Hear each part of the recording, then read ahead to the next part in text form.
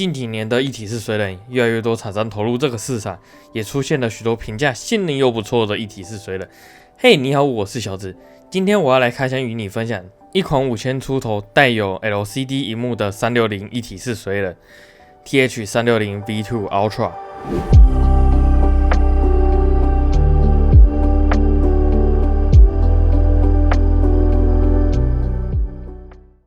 首先，我们先来简单开箱。外盒包装前面印有产品的外观，而背后印有产品的各项数据。打开之后会看到一张说明书、一张产品保护书以及缓冲爆棉保护产品。拿开缓冲爆棉后，就会看到3颗 ARGB 的 CT120 以及水冷本体，还有一包配件包。而这个配件包东西蛮多的，里面会有3个 Intel 的扣具，一个 AMD 的扣具，还会附赠2家的扣具螺丝与风扇的螺丝，还有3种线材，一条9 pin 分2头的 Micro USB 线材，这是拿来连接主板或耀月控制盒使用的。接下来一条 ARGB 延长线与一条4 pin 的延长线，这2条线是拿来给风扇做使用的延长线。最后就是3个 ARGB 固定夹与一条散热膏，这条散热膏大概可以用3到4次左右。这边也稍微提一下水冷的规格，这款水冷有3种颜色的版本，一般的黑色、雪白版，以及耀月25周年推出的绣球花蓝，并且有240、280、360、420可以选择。240与360这2款是12公分风扇，280、420这2款是14公分的版本。而这次我购入的版本是360的雪白版，帮补转速为 PWM 1500至3300转。这个帮补的转速对于使用6年的 Foreign 360的我来说是非常大的提升。再来 LCD 萤幕材质是 TFT LCD， 解析度为480×480。风扇的部分给了3个 ARGB 风扇 CT120， 风扇转速为 PWM 500转至2000转，水冷管长度为460 mm。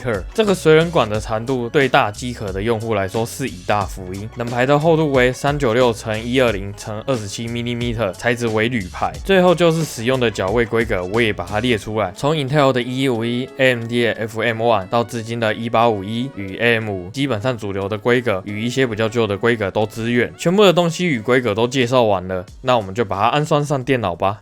首先来聊聊我为何会入手这款水冷，这是因为我上一组水冷使用的是 Foreign 360，是我2018年入手的，而这款水冷长期使用下来也非常的满意。但这组水冷也是有一个小缺点，就是后期灯珠老化会卡灯效的问题，其余的都还不错。也因为在2020年的时候，耀月提出了保固升级，保固升级到了6年，在这段时间就一直都没有更新 CPU， 所以这组水冷也一直沿用到了至今。用着时间也来到了2024年，这组水冷的保固也即将到期了，加上有想要升级新 CPU 的需求，所以就决定先换上新水冷了。而这款水冷第一个给我的感觉就是时代在进步。首先冷头从传统的 RGB 变成现在主流的 LCD 萤幕，水冷排也增厚了不少。风扇最高转速也从 Ring Plus 的1400转变成了 CT120 的2000转。而接下来水冷管对我来说是最大的升级，从原本的326 mm 变成了460 mm。原本风扇只能锁在前面的排架背后，只能隔着机壳的排架看着风扇，变现在可以锁在排架前面，一览风扇的灯光。讲到了风扇，也来说说这次附赠在零件包的 ARGB 固定夹。装上 ARGB 风扇后，有用过 ARGB 串联风扇或者是其他配件的朋友，应该很多人都会遇到一个状况，就是 ARGB 的拼针比较细，很常用一段时间不小心撞到就自行脱落的情况。而这次耀月运用的设计的小巧思，设计的这个 ARGB 固定夹，这个固定夹的外形是一个 TT 的 logo， 还蛮好看的，直接夹上去就可以固定，就不怕 ARGB 的线材脱落。今天你不使用原厂 ARGB 风扇也没关系，也可以拿来固定电脑里其他的 ARGB 配件。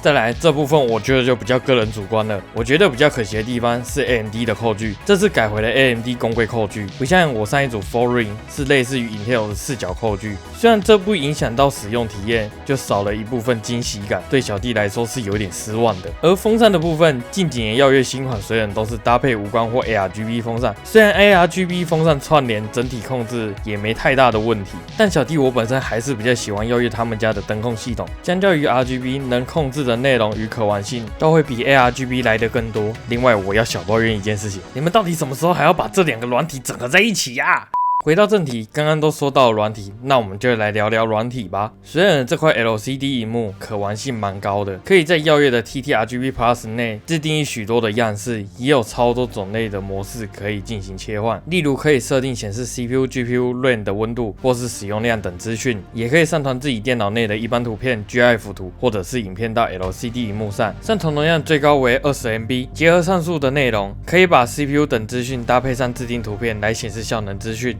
此外，耀月的官网上，他们提供了很多 GIF 图，可以来美化这个人头。当然，如果你觉得太麻烦的话，耀月软体内也提供了预测6种 GIF 图给你使用。而再来是我最喜欢的一个功能，就是视窗截取这个模式了，可以直接截取电脑的画面来做出不一样的呈现，增添一些不一样的玩法。软体可玩的最后一个东西，在右上角的设定里面会有一个 Ultra 2.1 LCD， 这边的设定它可以用来设定开机时的启动画面与待机时的画面，这两个上传容量比较少，都是5MB。设定与上传完成后，开启电脑的启动动画与待机的情况下，都会显示自定后的画面。软体的部分差不多就是这样子了。我觉得比较可惜的地方是在于它预设人头画面只能用单一颜色，不可以做更多的变化。希望未来有更多的功能可以做更多的变化，甚至是直接一圈 RGB 动画在旁边转也可以。最后就是简单的测试了，水冷的测试数据会以旧水冷与新水冷的对比。目前我使用的 CPU 是 AMD 的 R7 3700X， 而这颗 CPU 现在被我超到了 4.2 GHz， 电压 1.3伏。主机板的部分，我是使用 MSI 的 X570 E 举作为测试平台。两组水冷风扇设定皆为 100% 的情况下 ，Forin 360平均温度落在75度 ，TH 360 V2 Ultra 平均温度落在72度。风扇设定皆为75的情况下 ，Forin 360平均温度落在76度至77度之间浮动 ，TH 360 V2 Ultra平均温度则会落在73度。两组水冷风扇在 100% 与 75% 的时候，平均温差都会在1至2度左右。如果不追求极致性能的朋友，可以考虑降低转速，让整体风扇的音量降低。另外，未来更新到新处理器之后，小弟我这边也会在处理器那部影片再另外补充这款水冷的散热表现。平常在游玩 VR 或输出影片比较高负载的使用情况之下，我有感受到明显的差异。TH 360 V2 Ultra 能轻轻松松的把超频过的 3700X 压在55度至65度之间，而上一组水冷大概同样的配置情况下，平均温度会落在70度至80度之间。我相信这组压现在目前主流的处理器都游刃有余，现在就差在我目前的配备还是比较老的情况。以上就是这次 TH 360 V2 Ultra 的使用分享。如果你喜欢我的影片，不妨点个喜欢、订阅以及小铃铛，有什么我说错、遗漏、建议或者是讨论，都可以在下方留言。那我是小子，我们下一部影片再见，拜拜。